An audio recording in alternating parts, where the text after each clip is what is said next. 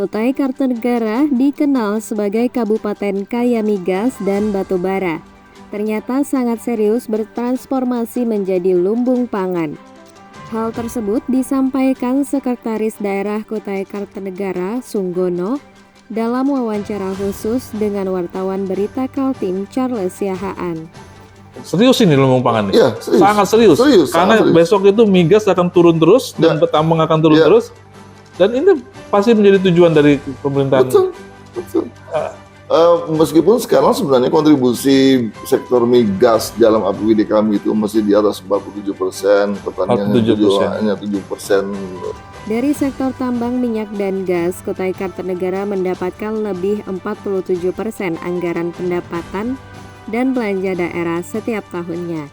Sementara sektor pertanian baru sekitar 10%. Namun, menurut Sunggono, pemerintah optimis bisa menggenjot lebih tinggi lagi dari pertanian. Tapi secara khusus sebenarnya dalam desain pembangunan daerah kita punya program yang namanya transformasi ekonomi yang merubah ketergantungan kita pada sumber daya alam tidak bisa diperbarui seperti minyak, batu bara, gas itu ke sumber daya alam yang bisa diperbarui, yaitu pertanian, ekonomi kreatif, dan pariwisata.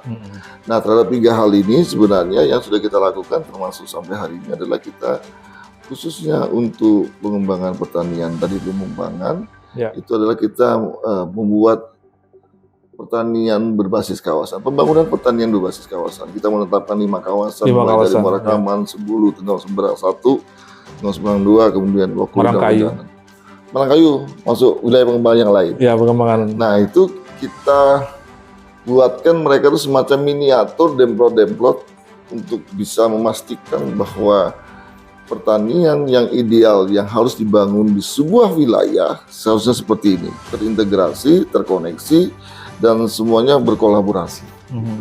Jadi namanya pertanian, perikanan, perkebunan, hortikultura dibangunnya di satu kawasan dengan pemenuhan kebutuhan yang sama. Jangan sampai ada OPD, misalnya Dinas Pertanian membangun sawah, tapi Dinas Perkim atau Dinas PU tidak membangun jalannya. Ini linknya, soal linknya. Itu yang kami lakukan intens 2 tahun terakhir ini.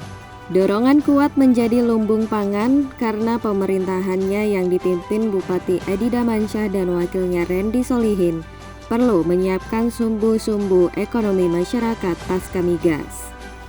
Juga melihat fakta-fakta kebutuhan konsumsi warga Kalimantan Timur.